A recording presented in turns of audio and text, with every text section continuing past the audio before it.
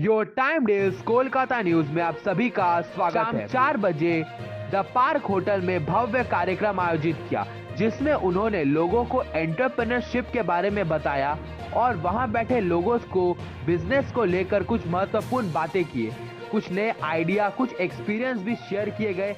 इनका मेन विषय था media, its evolution and role in current society. Media कैसे आजकल के बिजनेस में महत्वपूर्ण कार्य करती है और मीडिया के जरिए लोग कैसे अपने बिजनेस को बढ़ा सकते हैं। मीडिया आजकल के जमाने में महत्वपूर्ण कैसे है, इसके लिए एक बहुत ही प्रभावकारी चर्चा भी हुआ। तो आइए इस वीडियो के माध्यम से जानते हैं पूरी खबर। Cope with technology because I'm redundant. I can't cope with it. Every time I learn something, it becomes obsolete.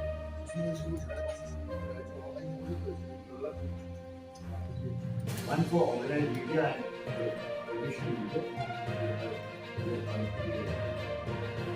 I only speak about when you get a back. थोड़ा सीधा पढ़ो. देखो, the public depends on you for the create making one life. So don't let them down, don't be fooled. Become it.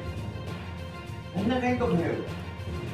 And the second is that if you do not spread your values between social media and electronic media, which is not organized, which is written, then you find that your leadership is shrinking. Because our people will become obsolete. Young people will like it. The young people do not have this, creativity. So first you have to build better. Say, have a backbone that you can stand up against the government and you can stand it. That is the order of the day. If you want to be relevant. August presence of Rita Bhimani, and also would like to welcome Ms. Vandana Ramakrishna, COO Medicine World, to the conclave. I would like to take this opportunity to welcome Mr. Michael Baldwin, Director Design and Sales, to this program. And last but not the least, I would also like to extend my warm welcome to Mr. Anil Ghosh, Brand to Business Strategist, Sangan India, on this occasion. Branding is a perpetual process of identifying that shape the perception of a brand in stakeholders' minds. A good brand strategy is considered intent for the positive role a company wants to play in the lives of the people it serves and the community around it. A business that doesn't really have any cohesive branding isn't going to stay in someone's mind for very long. Branding is necessary for the business which need to go the extra mile for ensuring that they stand out in a crowd. The first and foremost part that branding does is gain trust from audience, which is not always easy to gain. Well, we have distinguished guests here from India and so many distinguished guests from outside India. It is only apt that I take a few minutes to describe various facets of this gentleman sitting here. It's very difficult to kind of club down everything in a couple of pages. We've attempted, and I would seek pardon right at the outset if I've missed out on anything. It is very important that you hear this because this will set the context of the guy whom you're going to hear today and the kind of advice and where he's coming from. So just bear with me for 5 minutes. Mr. Prahlad Kakkad started his career in advertising in the early 70s in Delhi. From there on, a very noble and angel mentor came into his life, who's popularly known as Shyam Benegal. With him, he assisted in filmmaking and made renowned feature films like Ankur, Nishant, Manthan, Bhumika, which were all runaway hits. So thereon, we had a glimpse of the genius that he was. Local Jamai talking to his in-laws. I consider all of you my in-laws because I'm married to a Bengali lady. And she and her family, like all Bengalis, they're cultured, and all Punjabis are agriculture. So being a Punjabi, and if any Punjabis who are married to Bengalis, then you will understand exactly what I'm talking about. So being an agriculturist, everybody had, when she got married to me, she was 21 years old, I was 36 years old. And I had decided that I would never get married. And when I met her, then I said, Kali, who was simple, little, which she wasn't. She looked it. Young lady who wouldn't last more than a year with me because they thought I was impossible to live with. It's been 30 years now since I'm married. I'm more than that, 35 years. And she runs the company. She owns the properties. She has reduced me to employee, and I get pocket money. But the two sides to the coin is that I'm allowed to dream and follow my dreams without worrying about the money. She's the one who controls the money. So I think it's a perfect fit. So it works. So having had, I'm a bit of a dinosaur for today because the floor actually belongs to people who are below 35. That is the future. We are the youngest country in the world. And we are going to remain the youngest country in the world for another 40 to 50 years. And the average age of 70% of our country in the future and now is going to be below the age of 35. And they have been born into technology. They've been born with computers, they've been born with smartphones, they've been born with the idea of the net and the network, and they've been born with an inherent suspicion of the establishment. So if anything that is organized, anything that is established, anything like the press, anything that is electronic media like television is viewed with great suspicion by this lot of people. They are the consumers of tomorrow. And if you're going to engage with them, they have an attention span, or shall we say, rightly so, the patience of a fruit fly.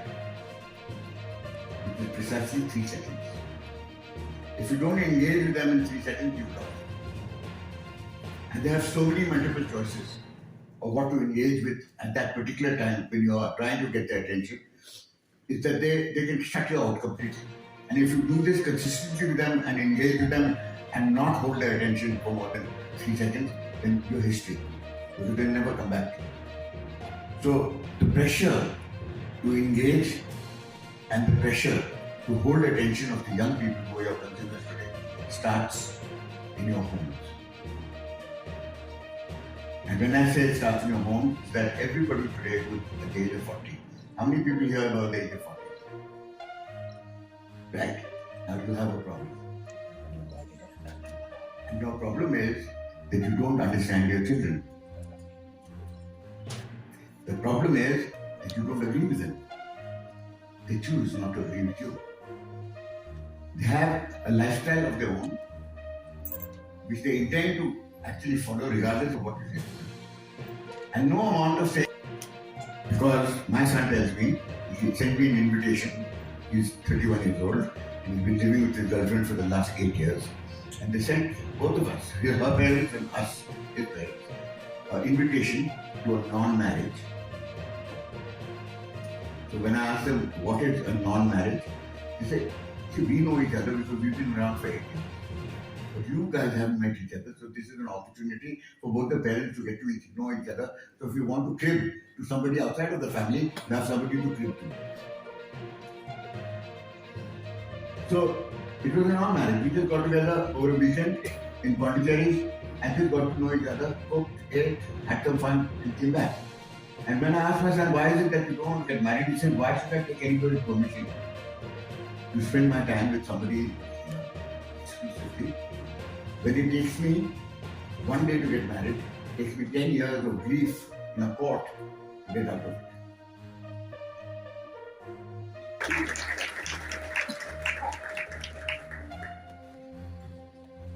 Can you all hear me?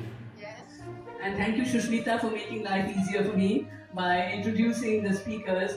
I had already prepared I thought maybe I would be introducing Prahlad Kakkar, but then Rohit Surana did such a marvelous job of it. And I said, okay, I think he was the right person. But Prahlad is really a person who is, I would say, larger than life size. You see, there is always so much levity to be had in him, but it's true. And yet you come out with the simplest of solutions through storytelling and through your 30 seconders and everything else. There's so much. There's so much that we have learned from you. And of course, I have asked for discuss, and that is something called disruption. You disrupt a lot, and I think they also believe in that. And the title that I thought I'd adopt for today is Brand Strategies Through Disruptive Innovation. Does that make sense to you? Okay, in what way? Actually, what happens nowadays, because if you look at all the aggregators, they're all disruptors. You don't own a single thing. They haven't invested a penny in whatever their businesses are. And their businesses are worth in terms of valuation up to billions. You take Uber, take Ola, they don't own a single car. That's a disruptor. That's absolutely what I wanted to hear, and I think that's how we can take this whole discussion forward.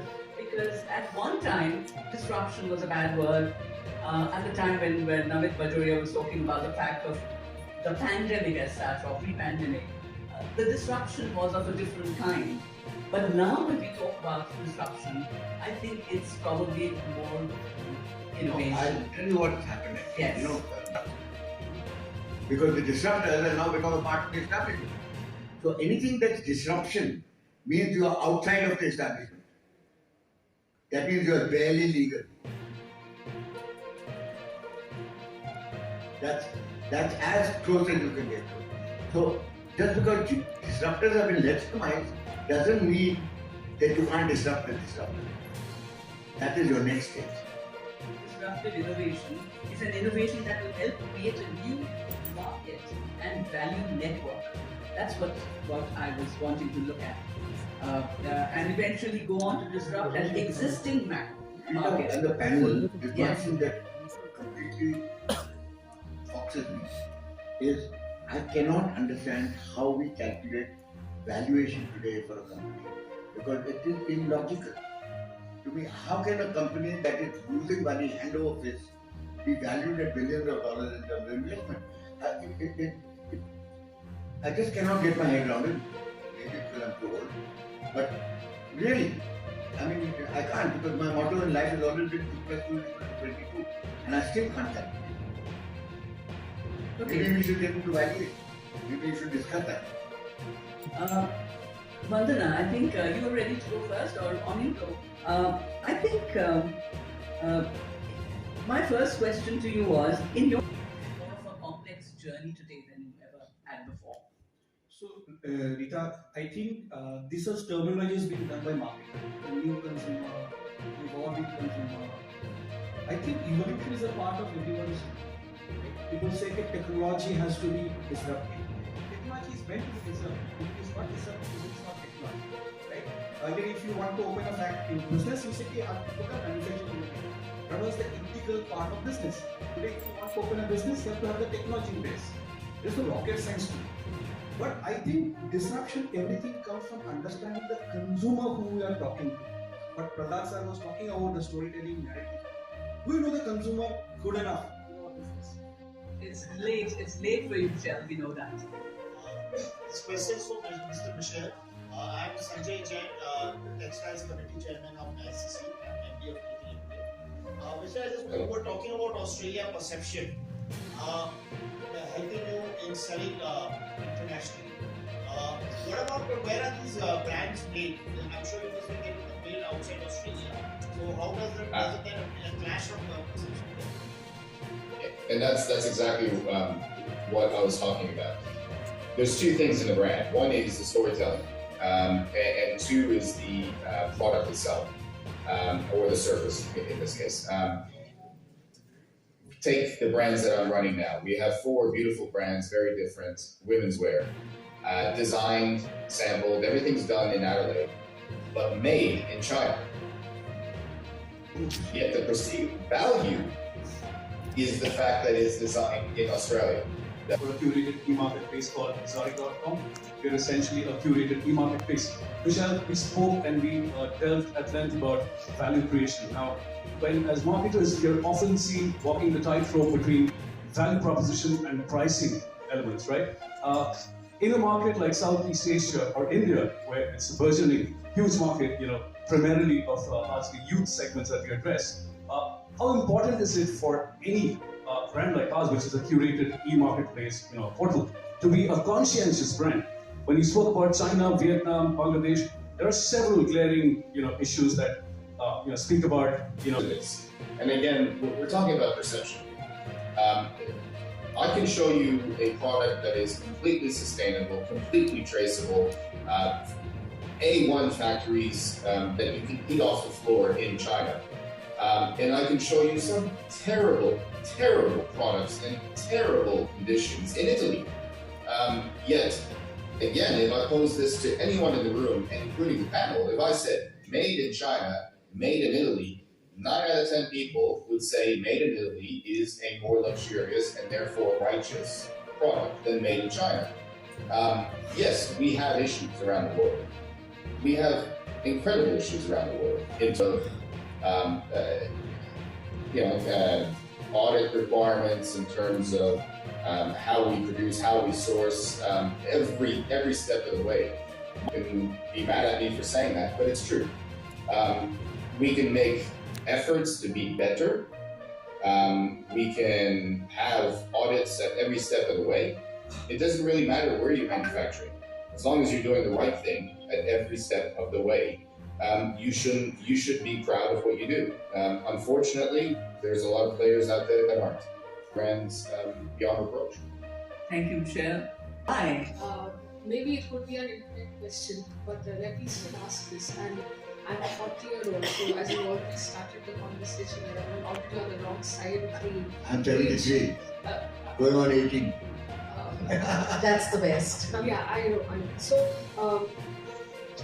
formatting, it's a very Recording in progress. Because when they make a mother, they you will not have seen something like that. So there is a particular way as consumers, we always saw brands as there is a particular color, there is a particular tonality, there is a design, the font has to be like this.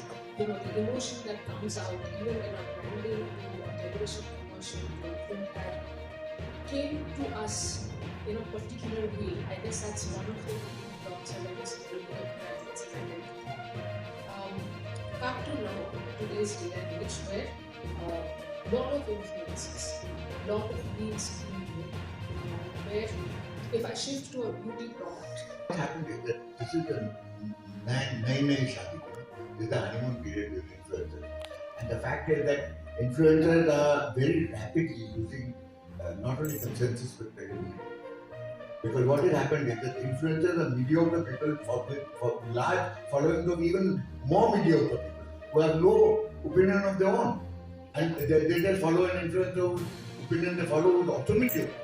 So what happens is that eventually it's come a full circle, and now you're going back to brand value building like it was done traditionally. The only difference is that influencers don't get stories. Influencers just have followers. Okay? It will be cheaper. It's cheaper to get an influencer than to get the Twitter cap to do a campaign all over the place. It's cost God knows how many crores. But the fact is that a consumer calf is at least an influencer of a certain stature. And the values that she brings to the table are solid values. Okay, in terms of the brand color, the brand architecture, the brand approach. Now, Pepsi, for example, let's take the example of Pepsi. Pepsi was number 2 in the world. Coca number 1. Pepsi was not number 2 by some 19-20. Pepsi was number 2 by like a huge market, where Coke was 67% of the world market. Pepsi was some 6%. Okay, so they had nothing to lose. So they were risk takers. So all the advertising was irreverent. It was young, it was irreverent, it was constantly anti-established. Coke was the establishment.